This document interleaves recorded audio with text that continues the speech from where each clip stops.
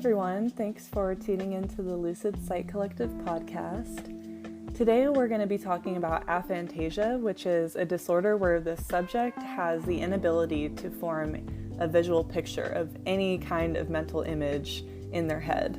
And this is otherwise known as image-free imagination. It's a condition where one does not possess a functioning mind's eye and cannot voluntarily visualize any sort of imagery whatsoever.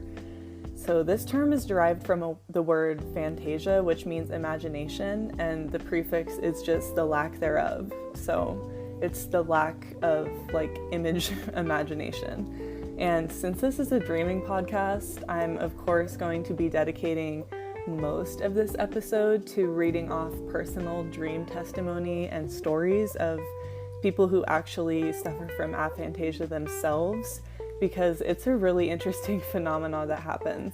There's a lot of different accounts. Some people report that they can't visualize anything during waking life, but once they fall asleep, they see vivid pictures that play out just as real life. Others say they dream in colors or concepts. Others dream in storylines, but they can't see what they're dreaming. They're just aware when it's happening. There's countless different reports of the dream world as seen through someone with aphantasia's eyes. But this condition itself has a broad spectrum of intensity, so that's also what's influencing these dreams. But other than diving into what these people dream about, we're going to be taking the test to find out where we lie on the scale. So by the end of this episode, you'll know whether you're a part of this unique group of people who experience their own inner worlds differently. And throughout this episode, I'm probably going to refer to aphantasia as a disorder. And technically it is, but I don't think that it necessarily should be classified as a disorder, because most of the people that have it, they don't know what it's like to live without it, and it's not necessarily like a bad thing to not be able to visualize. It's just different. So there are certain doctors that are adamant that aphantasia shouldn't be classified as a disorder, and I think I'm on the same page. But according to Wikipedia and most websites, it's going to be considered a disorder. But yeah, I just thought I would preface that in the beginning. It might be referred to as that, but it's not very serious. Some people say that even up to 1 in 50 people have it. Yeah, it's pretty common, especially less severe cases of aphantasia. It's more common than you would think. So, yeah, not necessarily a disorder, I would say, but technically classified as one.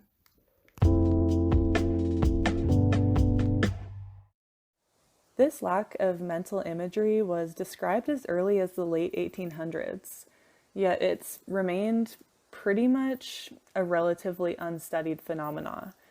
But it occurs in as many as 1 in 50 people, which is around 4 to 5% of the population. And most of the people who have it don't actually know that they have it. Most people figure out they have it around 25, 30 years old because they just don't know any better. I've heard multiple accounts of people say that they thought when people said, imagine this or picture that it was just a figure of speech, that people weren't actually seeing these images in their heads. So that's why most people who have aphantasia don't know that they have it, because they just assume that everyone else sees the world and thinks the same way that they do. But when I don't know, everyone has, or most people have this aha moment of oh shit, I see the world differently than other people, or my internal world is different than others. I don't know, unless you like realize like when you look back on your memories, like you can't remember what someone looks like, or like, I don't know. There's a lot of stories about people realizing when they had aphantasia, but most people don't actually know when they have it. And it can be acquired, which typically results after like sustaining a really bad head injury or after a really long duration of depression. But most of the time, most people who have it are born with the condition.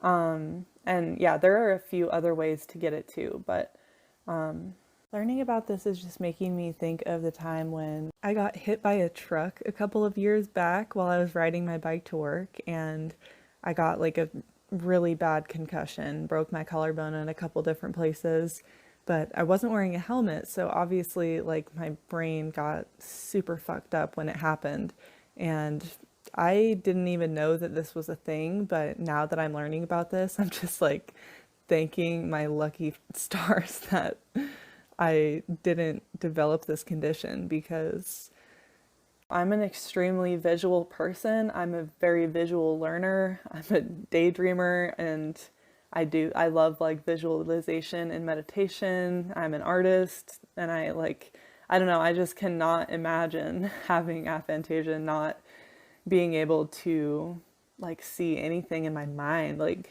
I don't know. I literally cannot imagine not being able to imagine things.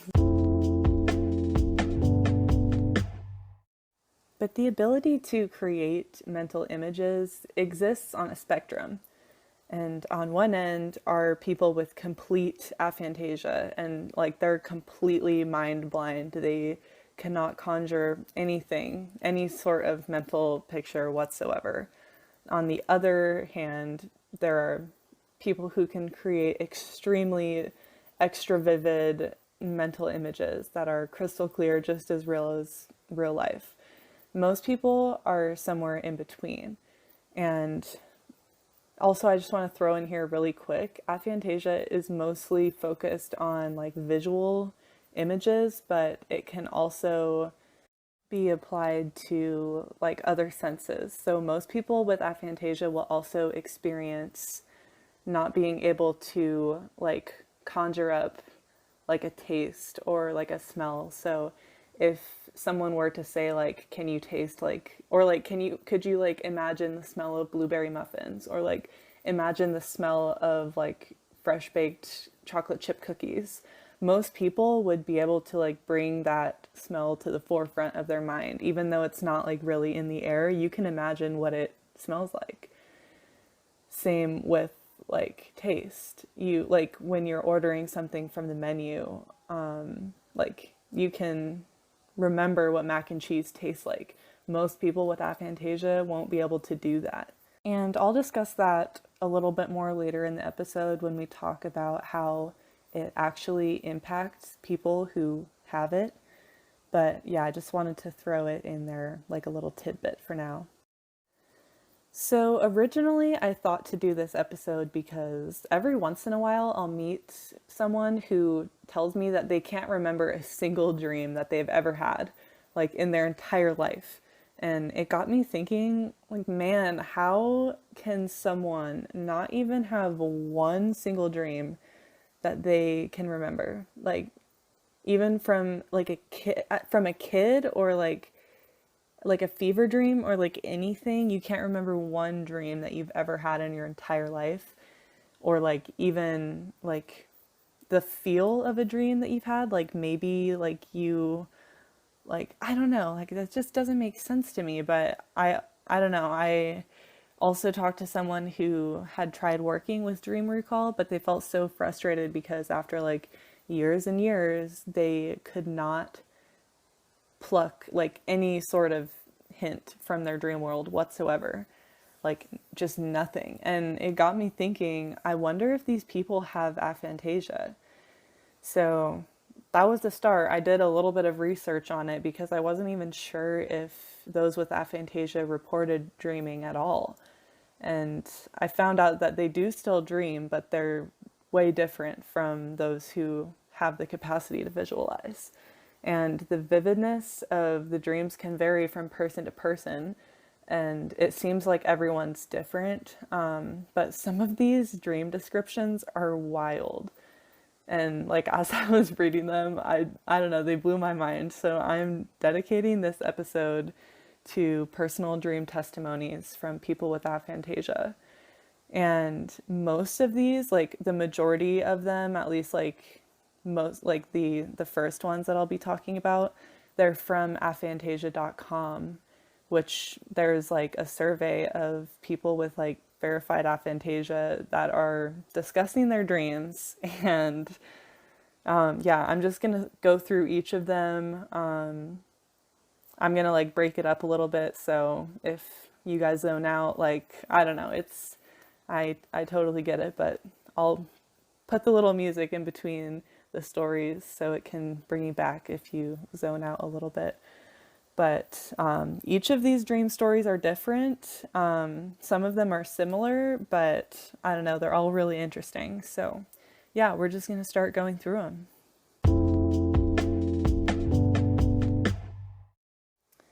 Okay, I'm going to start with this one because I think it's really unique and I don't know, it's just different. All of them are different, to be honest. But okay, so this person says that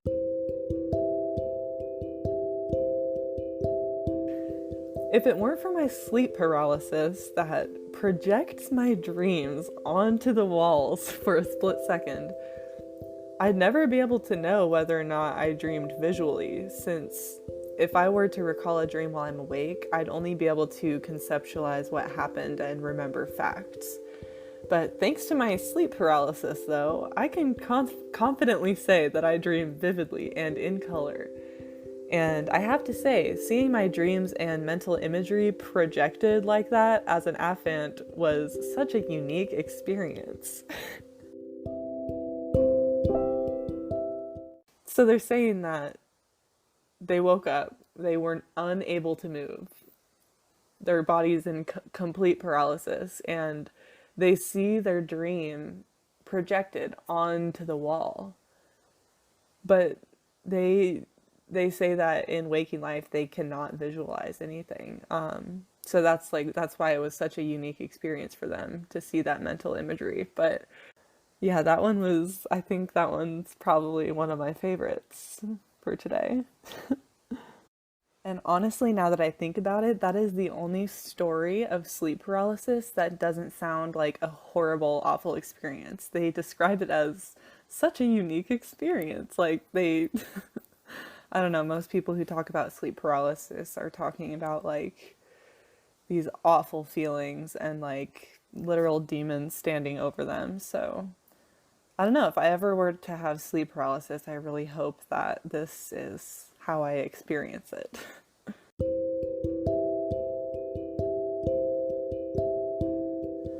Okay, in this one they write, as an aphant, I cannot compare my dreams to anything more than descriptors. Yes, there is color and pictures and great jokes and lots of strange roads to take. But until I am asleep, there is nothing on the screen. And when I wake up, the dreams quickly disappear and I have trouble recollecting, unless the dream was very important or jarring. I do have nightmares. I do have repetitive characters in my dreams that are never seen in real awake life. In fact, last night I saw a young man I hadn't seen anywhere except in a dream I had 20 years ago. What? He and I laughed about it in the dream and I welcomed him back, like running into an old friend on the street. Wow, okay, that's awesome.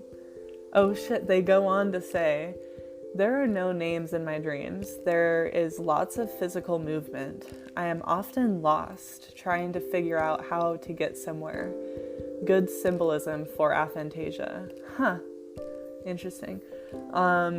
There are not many close-up details, like looking at your hands and really studying them.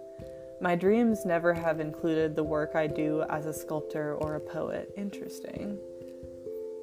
My partner tells me I laugh a lot when I'm asleep. Me too. Well, at least I used to. That's so funny. I also do not move much at night, if at all. During a sleep study, even in active REM, the tech said he had never seen anyone lay as still as I do through the night. Basically, when I get out of bed in the morning, I can make the bed in one swoop. No muss, no fuss. Damn, that is so cool. All of that was like awesome. I didn't read that whole thing through before I was like, yeah, I want to talk about this one. Interesting. Okay. Well, let's break this down. There's so much to look at.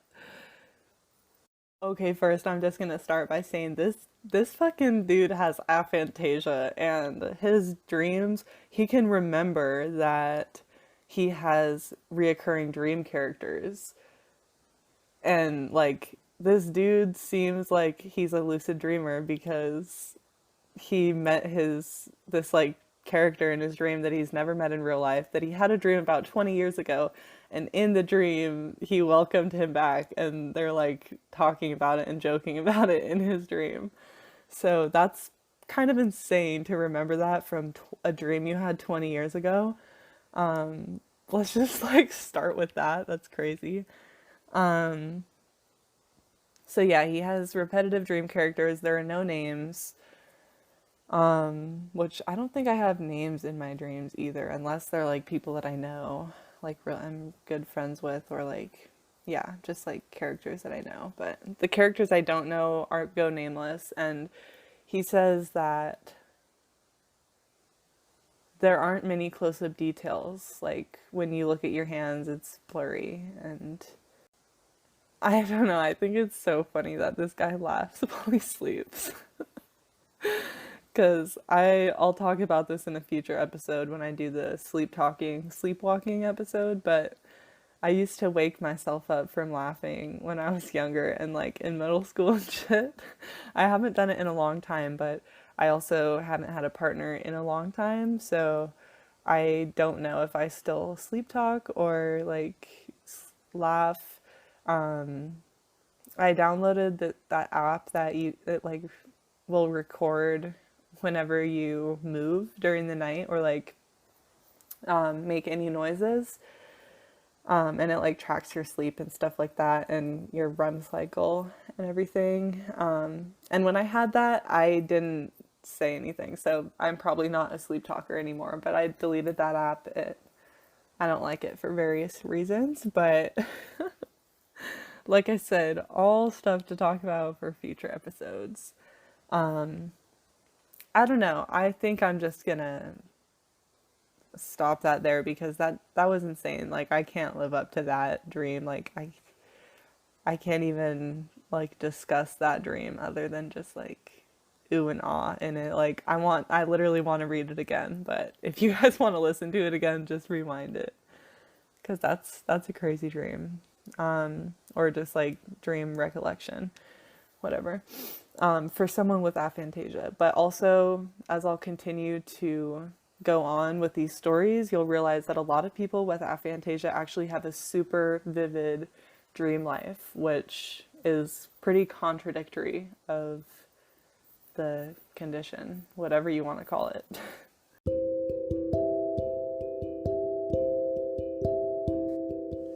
In this next account, they say, I cannot visualize at all when I'm awake. I do have select vivid images that I can recall from dreaming, but they're all from night terrors, so I prefer not to think of them. I also have what some called velvety darkness when I close my eyes. No imagery, but a calm, undulating field of shapelessness, blue and black. I do have extremely vivid sonic hallucinations, quite regularly though. Sometimes so much that I can't sleep at night without a substantial amount of white noise to block it out.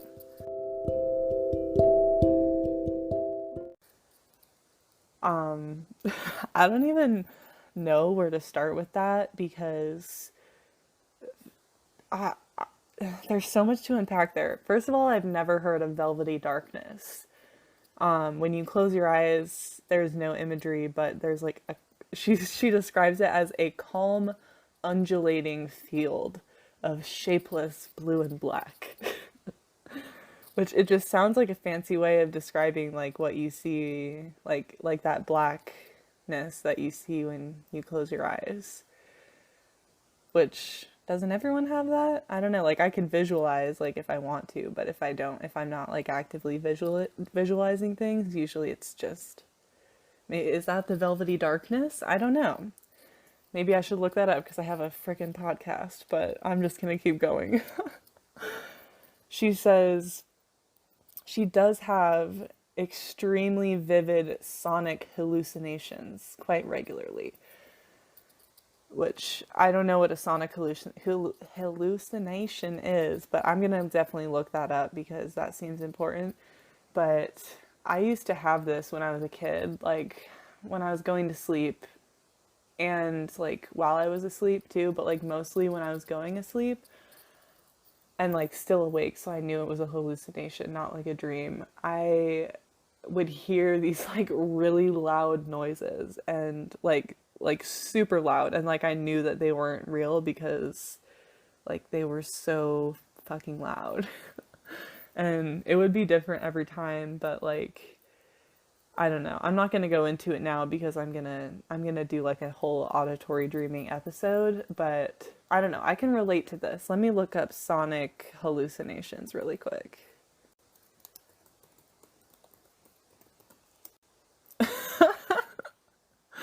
Okay, so Google just took me to like that fucking Sonic the Hedgehog shit, like fan fiction, sonic hallucination.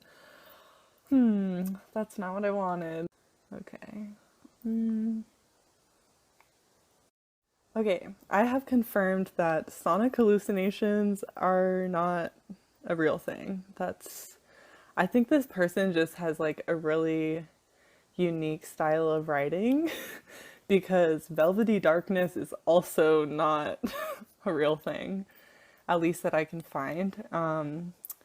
I just got like a bunch of poetry and like songs and albums and shit. So yeah, I tried like looking it up in like the dream world contexts, in like all different kinds of contexts. It's not out there, so no velvety darkness, no sonic hallucinations, but this person is talking about like a sleep related auditory hallucination, which these are pretty much, I don't know if they can occur like in the actual sleeping state, but they're associated with the hypnagogic state. So that's like right before you fall asleep. This is also like, you know, that falling feeling that you can experience right before you fall asleep. That's called hypnagogic jerk, or like if you're like falling asleep next to someone and they're like twitching a little bit, like that's in the hypnagogic state. Yeah, but you can also have like auditory hallucinations in this state, or I guess visual hallucinations too. But yeah, I used to have auditory hallucinations in my hypnagogic state, like right before I was going to sleep. And sometimes, like one time it was like someone whispering my name. It was really scary. But I just like brushed it off because I'm like, that was like in my head or something, but it was scary. Okay, yeah, next dream.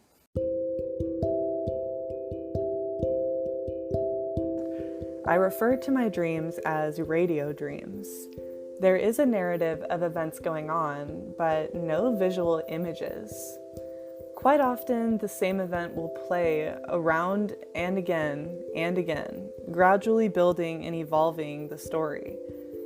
Quite often will include people from today, but set in a childhood home. I've struggled to explain to people what's going on as they have completely different experiences in dreaming, so I'm pleased to have found a name for the condition, and no, I'm not the only one. Radio dreams, that's interesting. So they say there's a narrative of events going on, but no visual images. So they must just like know that there's people with them, even though they can't see them. I don't know. I just don't understand that. Like, if you can't see it, how do you know? Is it like an audio? Like, are they just thoughts? I don't understand, but I'll move on to the next one now.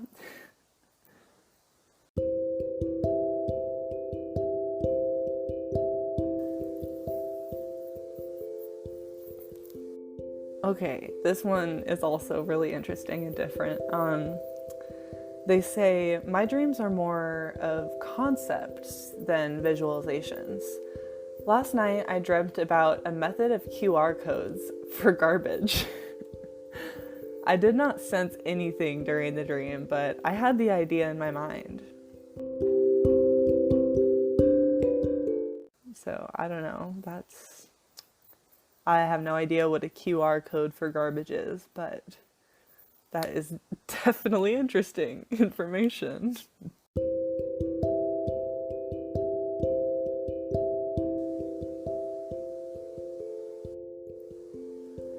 This one says, I was very surprised to find out a year ago that I have aphantasia while watching a documentary on the subject. To me, this was always normal, and I had not given it any second thought.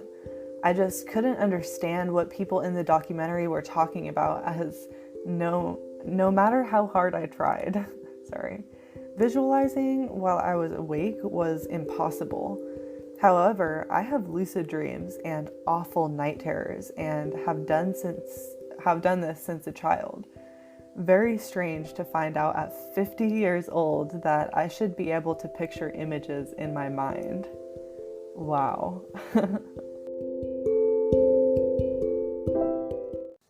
Okay, so this dude is 50 years old and has been having lucid dreams, I'm assuming his whole life, has had awful nightmares since he's a child, and can't picture anything while he's awake.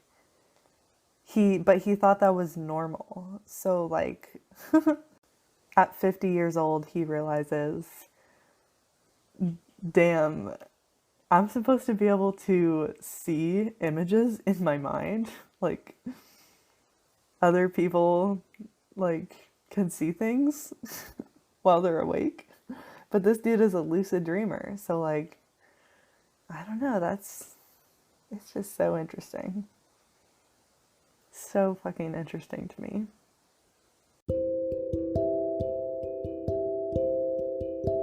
Another person writes, I can only speak for myself, but my dreams can be as vivid as real life.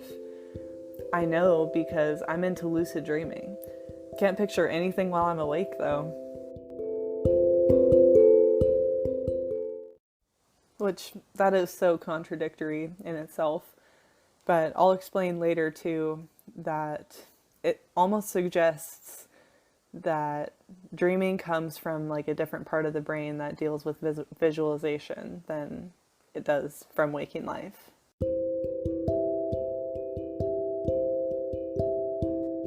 This one says, my dreams seem full of color, full visual, but they seem like simply another reality, not a dream. And the moment I wake, they are gone, and I cannot imagine them, can't visualize them at all. I can only, quote, remember them in a narrative sense, not bring up the image, not whatsoever. All there is black. So, they are saying that they feel like when they're dreaming, it's not really a dream. They're simply in another reality. But the moment they wake up, they're gone. Like, they can't imagine it at all. Like, they only kind of like remember what they did, but the connection to it is gone. Like, they can't remember it at all. I also found one from someone with aphantasia that was kind of similar to this. So I'll just say it now. They say, I feel like when I have nightmares, the reason they are so disturbing is that they seem real when they're occurring, but they also seem real once I wake up. Like in some other life, it happened, not just a dream. Or so it seems. Just a dream, not a dream, or so it feels. Although, no, it was a dream. It was a dream. No, not real. It's okay, right? It's hard to convince myself sometimes that what I was just dreaming wasn't actually just happening. So that was a little bit hard to follow, but basically they're saying like there's no way that this could be a dream. Like they feel like they're somewhere else when they're dreaming, and the way they wrote it seems like they're really tripped out by this. So yeah, I don't know. I have dreams like this sometimes. The episode that I just posted. Oh no, I didn't just post it, but the parallel realities episode. Listen to that if you're interested.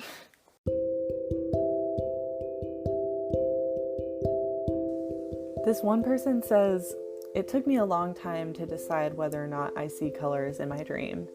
And at this point, I'm pretty sure I do. But then again, maybe not. But also I'm pretty sure, but also maybe not. So there you have it. The fact that this person literally cannot decide whether or not they see colors in their dream is, I don't know, wild. I don't know whether they're talking about like pictures and colors or like just colors, like black and then like there's some colors happening. I don't know, I'm confused. I wish these people were a little more descriptive, but it's so interesting. I hope you guys are interested in this, because there's a few more stories.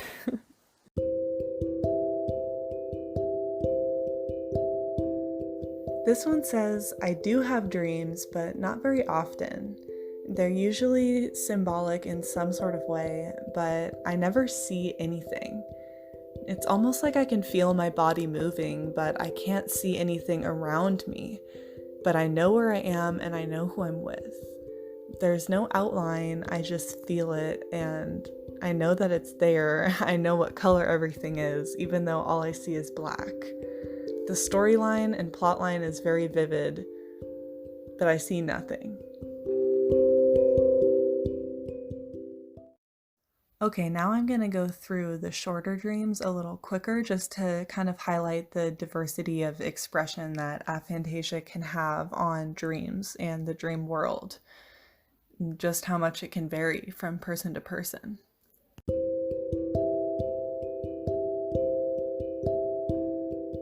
This person states, I'm one of the odd ones that can dream very vividly and sometimes remember the dream visually.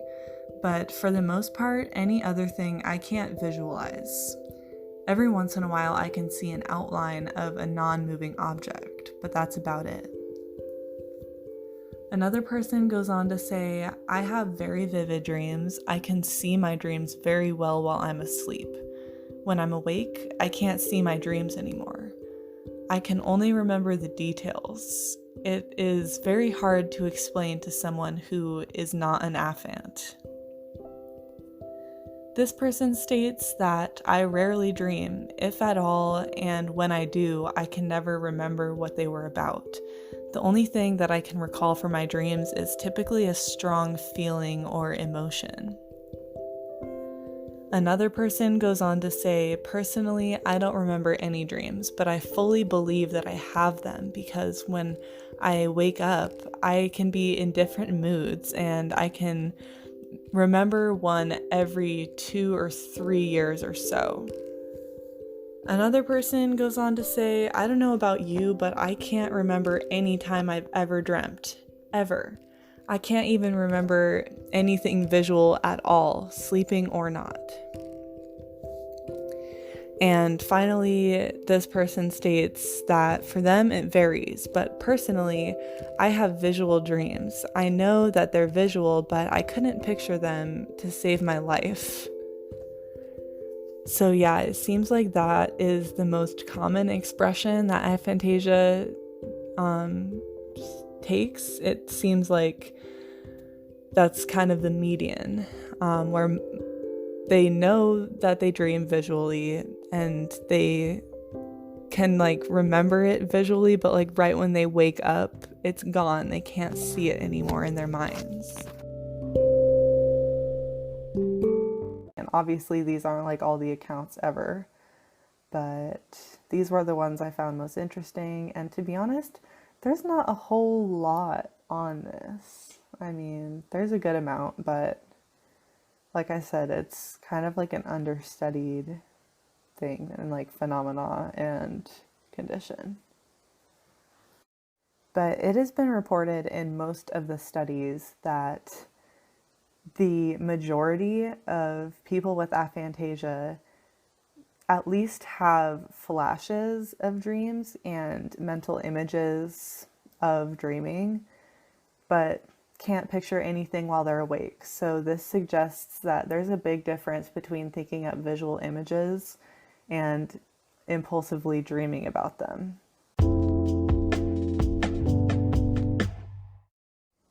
So the fact that some people who have aphantasia have a very vivid dream world and dream life, this suggests that visualization that we use during the daytime and visualization that occurs in dreams are coming from a different place, either in the brain, or this could suggest one of the theories of actually going somewhere else while we're dreaming.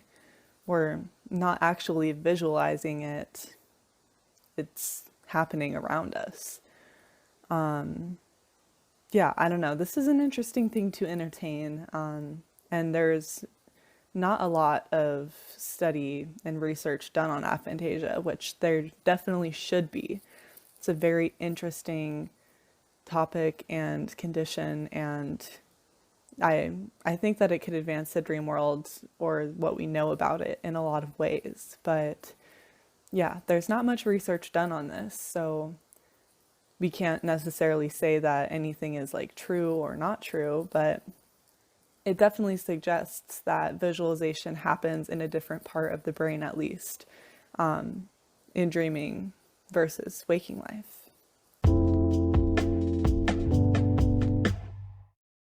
Okay, now we're going to kind of switch gears and talk about how aphantasia can affect your life if you have it. To most people, visualization is a huge part of life, and it can really affect decision making because the average person relies on imagination and imagining the future if they're to make a certain decision, almost kind of playing it out in their mind of how they think it would go or how they think it would be. Most people use visualization as a way of problem solving or brainstorming as well, but I think one of the biggest things that it affects is memory. Most people rely on mental images to jog their memory, so most people with this condition might have trouble remembering everyday things if they don't make like a specific point to note it in their mind intellectually.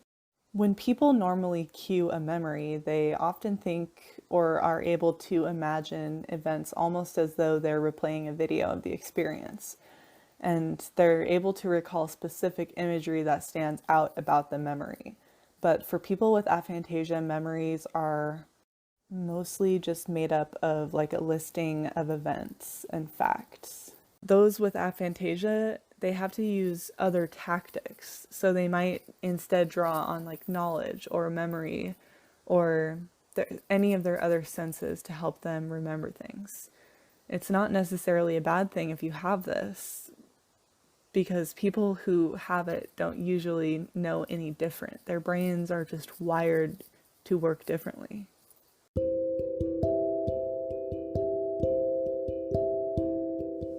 Someone states that they were personally really worried about their memory before they found out that they had aphantasia. And a lot of people speak of this like crazy epiphany that they had when they realized that they weren't visualizing anything and that other people could. Most people say that this made a lot of other things make sense to them, and it was kind of just like an aha moment. This person states, I don't have the ability to relive or re-experience memories, but in my case, it doesn't seem to impair my ability to recall the details. My memory does seem to be more non-linear than the average. It takes a conscious effort to sort things into sequential order. I also have a poor memory for specific sensory details, like people's faces and voices. But I have no problem with the general components of narrative memory: who, where, when, what, why, and how. Oddly enough, I do have nostalgia, even though I don't relive memories. In my case, it's because I form emotional attachments to places. I think I'm one of the lucky ones. I don't need mental time travel in order to have a strong sense of personal history and identity. To me, actually reliving a memory sounds like a bizarre oddity.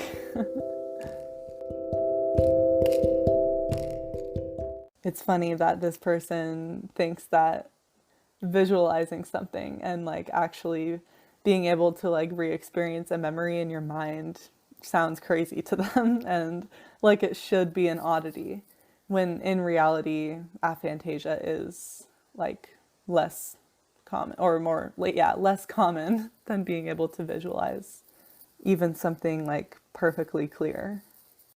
On the research side of things, like I said, there's not a whole lot out there on it, but there is some early evidence that suggests that aphantasia might be linked to another phenomenon known as severely deficient autobiographical memory, or SDAM for short.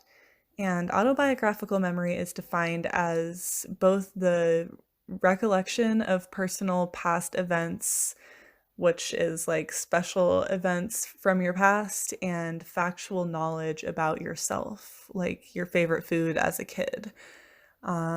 People with SDAM have reported an ability to remember details about an event only because they've seen like a photo or deliberately learned a story about what happened, but they can't picture or remember being there. And even though this is linked to aphantasia and it seems like they could possibly be morphed into the same thing, it goes beyond the inability to visualize, and it's specifically related to memory and nostalgia. Which this means that even though they can't experience the nostalgia of reliving the best times in their life necessarily, the upside is that they can't recall the pain associated with the bad things either. This makes them far less likely to hold on to grudges, as they can't conjure up the emotion that made them feel bad in the first place. Pretty neat, but this could also be a bad thing too, not being able to recall like bad feelings associated with bad things.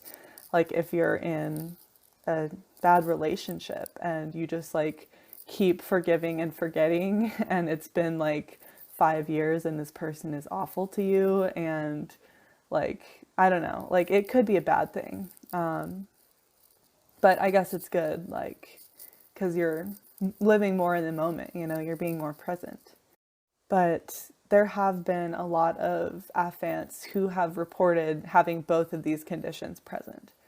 So it seems like they're connected in some way.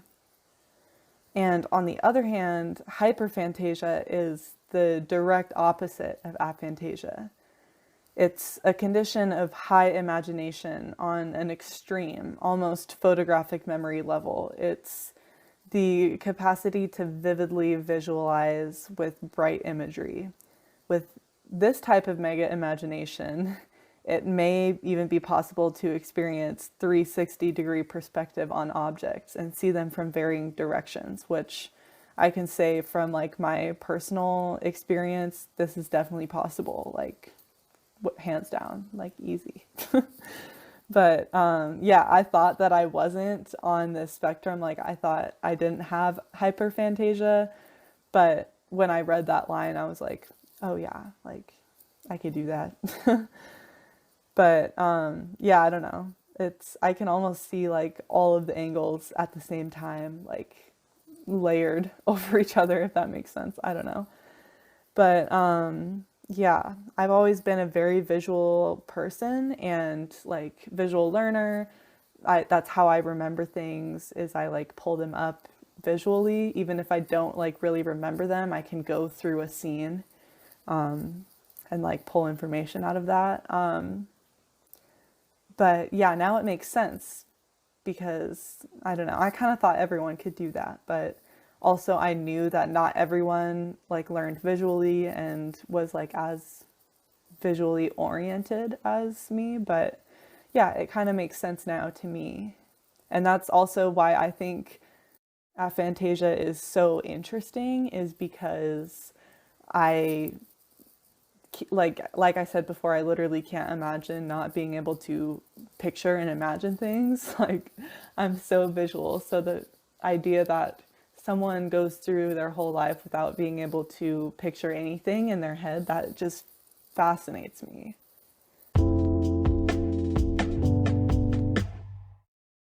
This study suggests that most aphants know what it's like to visualize, as they've experienced imagery in their dreams or as they doze off to sleep. And this suggests that the hypnagogic imagery and visualization close to the dream state draws on a different mechanism than daydreaming and visualization during full wakefulness. However, some scientists have begun to refute this claim, which I'd like to hear more about that, because I don't know how you can refute this when, like, I don't know, maybe like they've done brain scans or something, I'm not sure, but it seems like most scientists are on the same page, where this seems like you're drawing from like a different part of the brain. And they suggest that it also happens in the hypnagogic state as well, which this is just right before you fall asleep. I'll do a full episode on this because a lot of really interesting phenomena happens in the hypnagogic state. But yeah, I guess aphants can also have like visualizations in this state as well. So now we're going to kind of switch gears again, and we're going to do a couple of tests. We're going to go through them together and see how we do. So if you want to get comfy or close your eyes for a second, try to give yourself a better chance, or you can just keep doing what you're doing. But I probably would not recommend doing this while driving, unless you feel comfortable with, I don't know how like easy it is for you to visualize things. But yeah, I'm just gonna put a little warning out there. Okay, so we're gonna do a couple different tests. This first one is like 10 seconds long, super quick. It's called the apple test. So I want you to close your eyes and imagine that you're walking up to your kitchen table and you see a big, bright, juicy red apple on the table. And really try to visualize that. Okay. Now open your eyes, and what did you see in your mind? Was the apple perfectly clear and realistic like you would see in real life? Or did you see absolutely nothing in your mind? 1 is ultra realistic, 5 is nothing at all. 2 is you can see it, but it's not super realistic, but it's like it's pretty realistic, like you can see it pretty clearly. That's 2. 3 is less clearly, like it's very blurry or fuzzy. Sometimes it's like not in color. 4 is it's just like a vague outline. And then again, 5 is nothing. Apparently only 2.6% of people chose 1, where they can see it just as vividly as real life. which that means that 97% of people don't see a clear apple in their minds when they visualize it.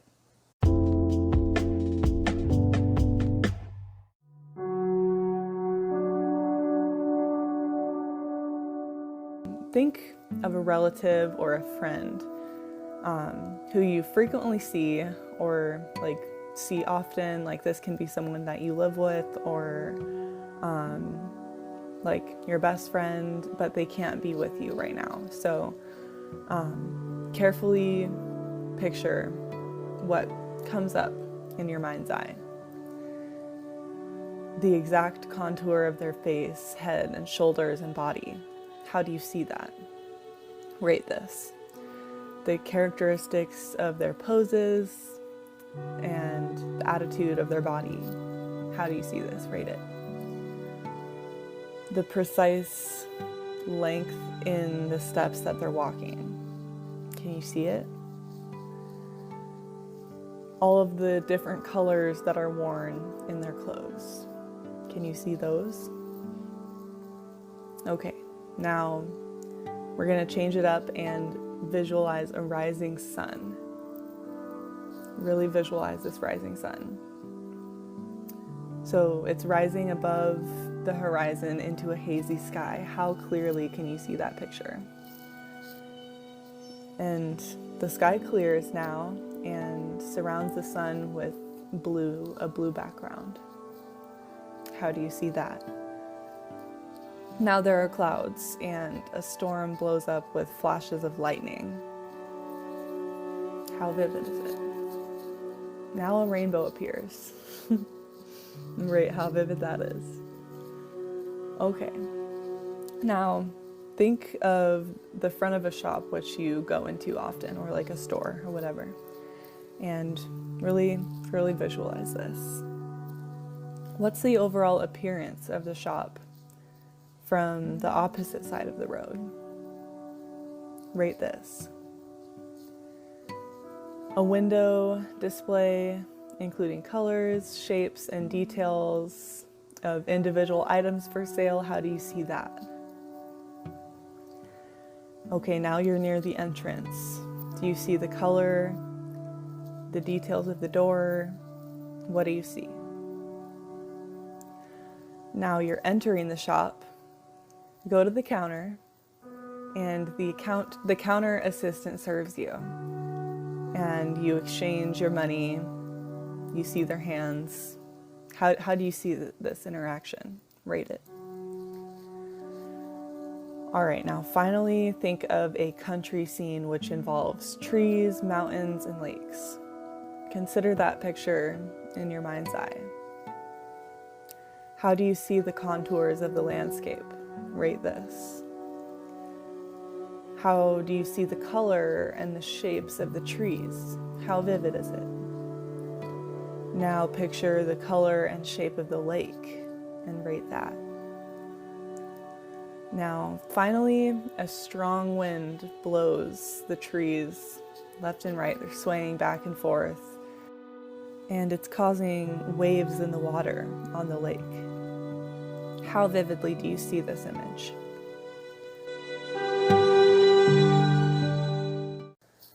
Okay, now we're going to add up all of the points from each item, and the lowest score that can be attained is 16, which this would suggest you have total aphantasia.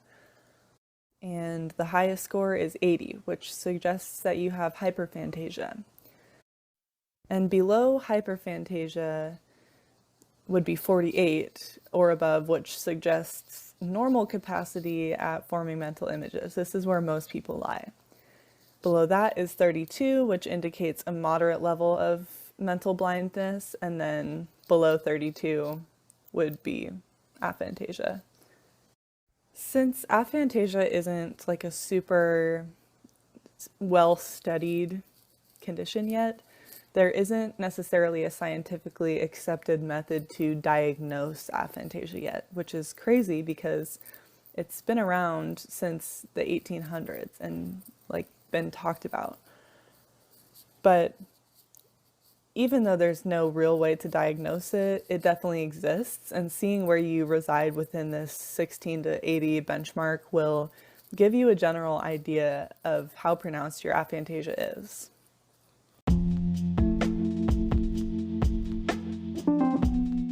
Regardless of where you ended up falling on the scale, knowing where you're at can really help you understand your own mind and the way that it interacts with the world around you as compared to how some other people may see the world.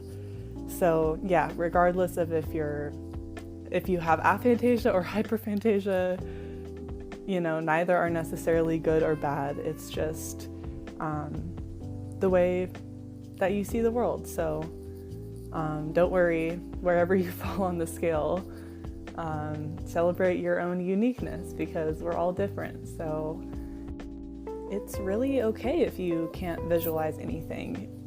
But if you are at the point where you really want to be able to visualize something, or if you want to better your visualization skills, there are ways that you can do this through meditation, or there's certain classes that you can take for it. There's a lot of stuff that you can do to really better your visualization skills. And there have been personal testimonies from people who have gone from having complete aphantasia to being able to visualize things. Maybe not perfectly, but they are able to train their mind to be able to kind of turn that visualization gene on or whatever. I don't know how it works, but yeah, they're able to light this part of their brain up when they couldn't do that before. So if you found out that you have aphantasia and you really want visualization to be a part of your life, don't feel hopeless, because you can always get better. And just stick with it and research for yourself how to get better at visualization. So I'm ranting now, but I think I'm gonna end it here, honestly.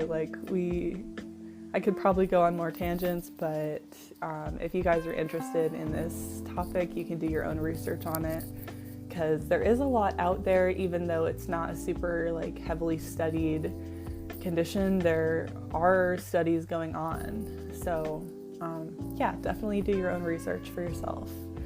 But I think I'm gonna end it there. So I hope you guys enjoyed listening to the topic today, and I'll talk to you later.